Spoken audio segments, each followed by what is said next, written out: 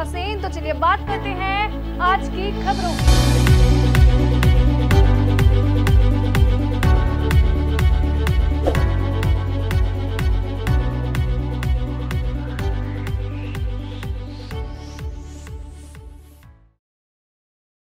नमस्कार, मैं हूं नम्रता पराशर, आप देख रहे हैं BVM न्यूज। चलिए रुक करते हैं खबरों की ओर। हरियाणा सरकार के अब तक 21 सितंबर से स्कूल खोलने के आदेश के बाद अधिकांश स्कूल फैजाबाद में बंद रहे। कोरोना के डर से स्कूल वालों ने जरा भी रिस्क लेना सही नहीं समझा और अपने स्कूलों को पहले की तरह बंद ही रखा। सरकार ने 9वीं से लेकर 12वीं कक्षा तक के विद्यार्थियों के लिए ही स्कूल में आने जाने की इजाजत दी थी। सरकार ने अपने आदेशों में ये भी कहा था कि अभिभावक चाहे तो अपने बच्चों को स्कूल भेज सकते हैं और वो चाहे तो ना भेजे। दिखाई दे रहा ये नज़ारा बल्लभगढ़ के एक निजी स्कूल का है, जो पूरे बल्लभगढ़ शहर में अकेला ही आज के दिन खुला। बाकी कोई भी स्कूल खुलता हुआ नजर नहीं आया, जबकि सरकार ने 21 सितंबर से स्कूल खोलने की मंजूरी दी थी। स्कूल में पढ़ने वाले छात्र नितिन की माने तो ये अच्छा हुआ है, क्योंकि बच्चों की पढ़ाई स्कूल बंद होने के कारण काफी डिस्टर्ब हो रही है। अभी स्कूल खुल गए तो पढ़ाई भी होगी। और इतने दिन से छुट्टी थी, कोई भी नहीं था, हमारी पढ़ाई भी बहुत मिस हुई है, तो इसलिए हम पढ़ाई क्लास पहली बार स्कूल आए हैं इतने दिन लॉकडाउन के बाद। किस तरीके से आप देख रहे हैं स्कूल में आए पहले दिन? तो बहुत अच्छा है, सब चीज़ की अच्छी सुविधा दे रखी है, सब चीज़ दे रखा है, सैनिटाइजर कराया है और टेम्परेचर भी बढ़िया तरह से कराया गया है। तो क्या मिस किया था आपने स्कूल को? हाँ, स्कूल तो बहुत मिस किया, स्कूल के टीचर्स बहुत मिस किए और पढ़ाई तो थी। मार्च से ही स्कूल बंद था, तो कैसे मैनेज कर रहे थे आप अपनी पढ़ाई को? ऑनलाइन पढ़ाई थी ना, तो उससे मैनेज कर रहे थे कुछ, और आज स्कूल खुल गया तो स्कूल में हम आ गए। आज आहिस्ता आहिस्ता बढ़ जाएंगे, क्योंकि अभी 4-5 महीने स्कूल बंद हो गए थे, ऑनलाइन इनकी पढ़ाई चल रही है। तो गवर्नमेंट की पॉलिसी है, माँ बाप से पहले कंसेंट यानी कि सहमति पत्र लिया जाए और उसके बाद बच्चों को बुलाया जाए। बच्चों को कोई भी पढ़ने में प्रॉब्लम है तो वो पूछने आ सकते हैं। अभी रेगुलर स्कूल नहीं चल रहे हैं, थोड़ी बहुत पढ़ने में यदि प्रॉब्लम आ रही है तो बच्चे आ सकते हैं। आप देख रहे होगी कि हमारे यहाँ गोले लगाए हुए हैं, तो एक टाइम में हम कोशिश करेंगे 20 से ज़्यादा बच्चे स्कूल में ना हो। यदि बढ़ते हैं तो उन्हें गोलों में खड़ा कर दिया जाएगा। हर स्कूल के कौन कौन सी क्लास के बच्चों को बुलाया आपने? 9 से लेकर 12 तक के बच्चे बुलाए गए हैं। किस तरीके से इनकी सीटिंग मैनेजमेंट है? इनके लिए अलग अलग क्लास तय की गई है, सब क्लासेस के बाहर लगा दिया गया है और हर कमरा जिसमें बच्चे बैठेंगे पहले से ही सफाई करवा के सैनिटाइज करवा दिया गया है। और एक कमरे में हम कोशिश करेंगे 5 से लेकर 10 तक बच्चे बैठें। चलिए रुक करते हैं अगली खबर की ओर। चरखी दादरी पर कोरोना का कहर ऐसे बरपा जैसे मानो सब कुछ सिमट सा गया हो, लेकिन अब धीरे धीरे सब कुछ खुलने लगा है। भले ही चरखी दादरी में कोरोना के केस बढ़ रहे हो, लेकिन जिला प्रशासन ने सख्त हिदायतों के बाद स्कूल खोलने की मंजूरी दी है। स्कूल में बच्चे केवल अपने संबंधित अध्यापकों से परामर्श व समस्या के लिए स्कूल में आ सकते हैं। स्कूल आने से पहले सभी बच्चे मास्क लगा कर आएंगे। इसके साथ साथ शारीरिक दूरी के नियम का पालन भी करना होगा। विद्यालय में ज्यादा भीड़ इकट्ठी ना हो, इसके लिए विद्यालय के मुखिया सभी प्रकार का प्रबंध करेंगे। 21 सितंबर से स्कूल खोलने से पहले विद्यालय के मुखिया सारे स्कूलों को सैनिटाइज करवाएंगे और वो साफ सफाई का विशेष ध्यान रखेंगे। कोरोना काल से स्कूल में सन्नाटा पसरा हुआ था, लेकिन अब स्कूल खोलने की मंजूरी के बाद धीरे धीरे स्कूलों में फिर से चहल पहल देखने को मिल सकती है। सभी बच्चों और अभिभावक कोरोना महामारी से डरे हुए हैं कि ऐसे में कैसे अपने बच्चों को स्कूल भेजें, लेकिन धीरे धीरे स्कूलों में आना जाना बच्चों का शुरू हो गया है और केवल 9वीं से 12वीं तक के बच्चे ही स्कूल में आ सकते हैं। जी प्रिंसिपल हमारे यहाँ गवर्नमेंट चरखी दादरी में आज से गवर्नमेंट के निर्देशानुसार आज से बच्चे स्कूल आ सकते हैं, लेकिन कक्षाएं नहीं लगेंगी। टीचर से कंसर्न करने के लिए पेरेंट्स की कॉन्सेंट लेकर के सब आ सकते हैं। तो क्या इसमें गाइडलाइन नहीं आएगी, स्कूल का तो आगे देखिए सरकार जो भी जैसा भी रिस्पॉन्स मिलेगा, पेरेंट्स से रिस्पॉन्स दिया है उसको रिस्पॉन्स क्या निर्णय लेगी। लेकिन आज से बच्चे स्कूल आ सकते हैं, अपने अध्यापकों से विचार विमर्श कर सकते हैं। कोविड-19 के जितने भी जो गाइडलाइन सरकार ने जारी किए हैं उनका पालन किया जाए। बोलिए।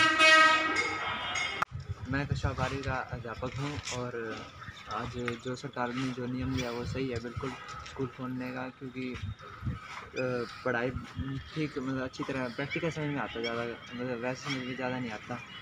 और मैं कक्षा 12वीं का अध्यापक हूँ।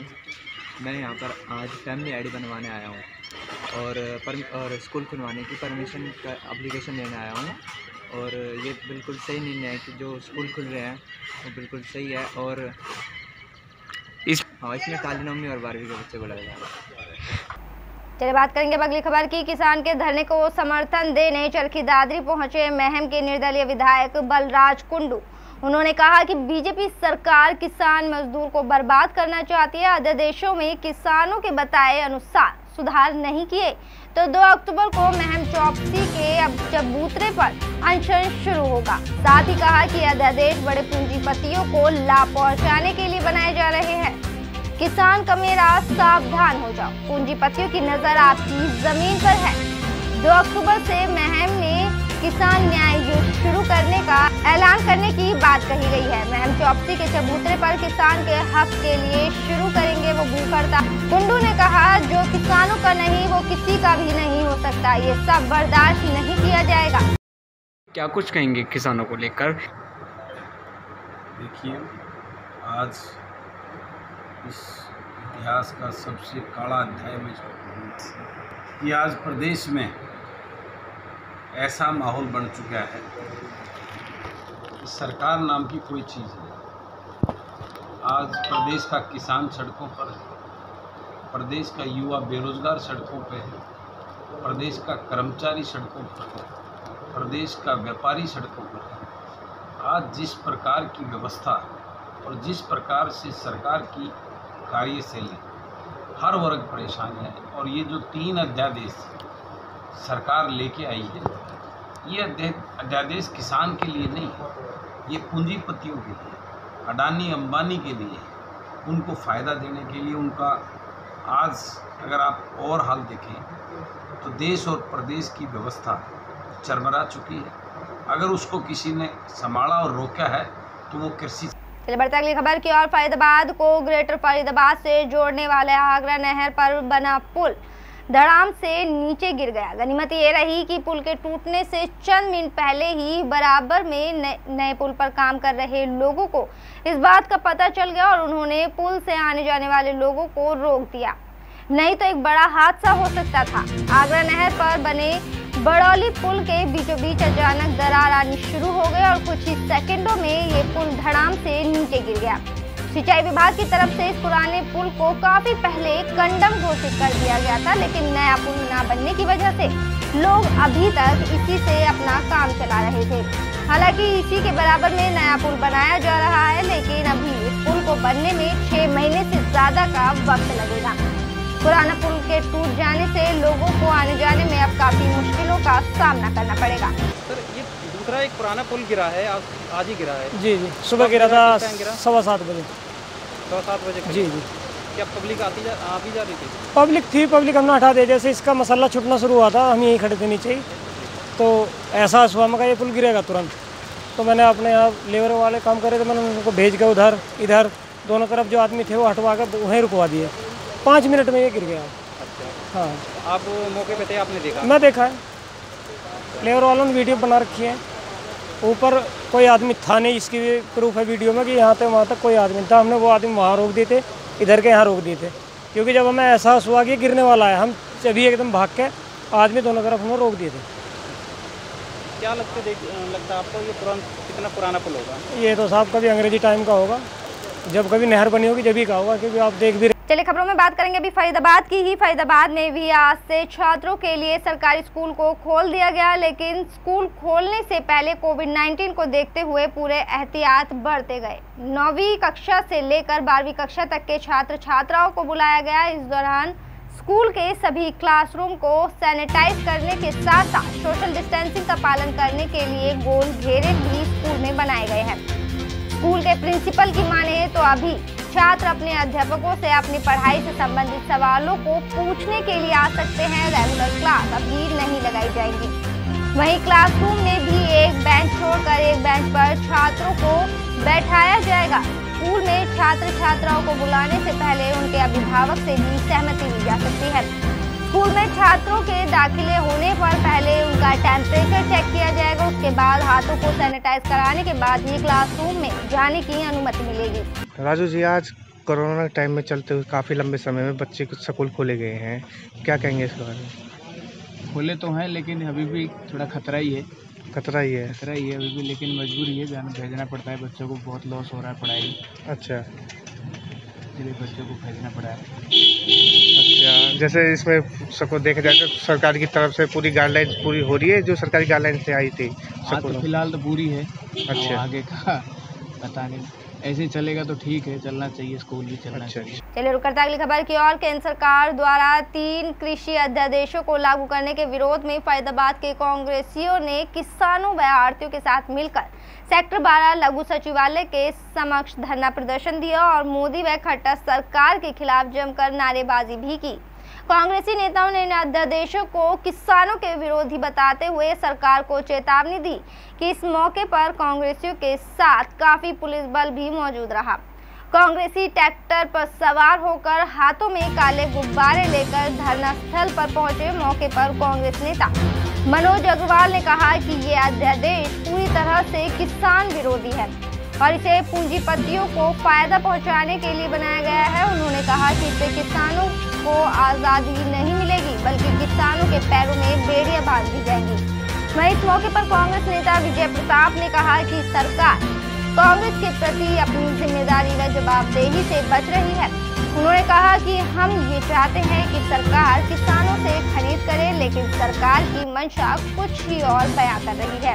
किसी बहस के बिना किसी चर्चा के ये अध्यादेश लाए गए हैं, किस तरह की सोच? पूजा जी, सबसे पहले तो मैं आपके चैनल के माध्यम से ये बता देना चाहता हूँ कि चुनाव से पहले इस देश का प्रदेश का किसान बीजेपी के लिए भगवान था, बीजेपी के लिए अन्नदाता था। सरकार जो है ये पहले इन्होंने व्यापारियों के विरोध सारे कानून में लेके आए, अब किसानों के विरोध में एक जो अध्यादेश उन्होंने करार पास किया जिसे हम काला कानून बोलते हैं, जिसका एक साथ चाहे वो किसान हो, आढ़ती हो या मजदूर हो, सभी का शोषण हो रहा है। गरीबों को छोड़ के, मिडिल क्लास लोगों को छोड़ के पूंजीपतियों को।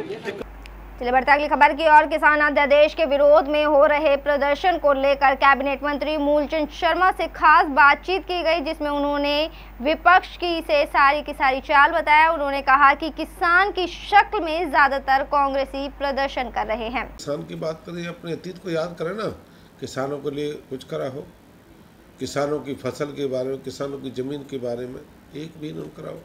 और आने वाले समय में इसके जो परिणाम होगा, किसानों के जो अध्यादेश हुआ मोदी जी के नेतृत्व में, ये किसानों के सबसे बड़ा लाभदायक होगा। और जो पढ़े लिखे जो किसान हैं वो समझ रहे हैं आज बात को, ये अध्यादेश के परिणाम आने वाले हैं।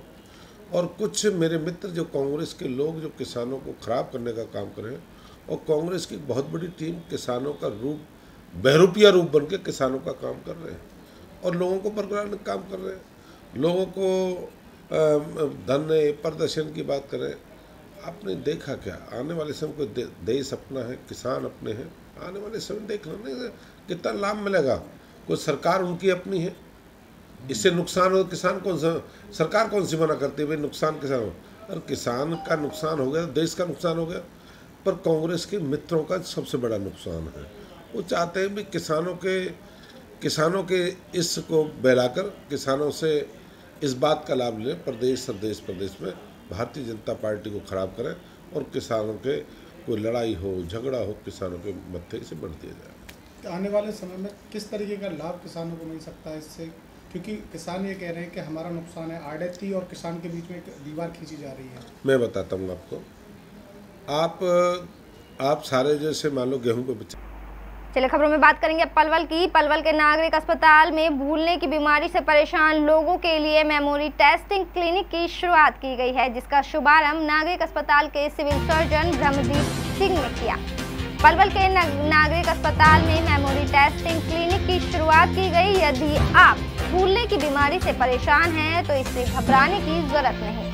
अब आप सरकारी अस्पताल में आकर अपनी इस मानसिक बीमारी का इलाज करवा सकते हैं और पूर्ण रूप से ठीक भी हो सकते हैं। इसके लिए सरकारी अस्पताल में स्वास्थ्य विभाग की ओर से विशेष क्लिनिक की सुविधा शुरू की गई है, जिसमें प्रत्येक बृहस्पतिवार को ऐसे रोगियों का चेकअप किया जाएगा और उन्हें पूर्ण रूप से स्वस्थ किया जाएगा। ये जानकारी देते हुए नागरिक अस्पताल के सीएमओ ब्रह्मदीप सिंह ने बताया कि लोगों में भूलने की बीमारी आम हो गई है। आज वर्ल्ड अल्जाइमर्स डे है। अल्जाइमर्स एक इस प्रकार की बीमारी है जिसका नाम सुन के हमें महसूस होता है कि ये क्या है और हमें इस बारे में कोई बहुत ज़्यादा जानकारी नहीं होती है।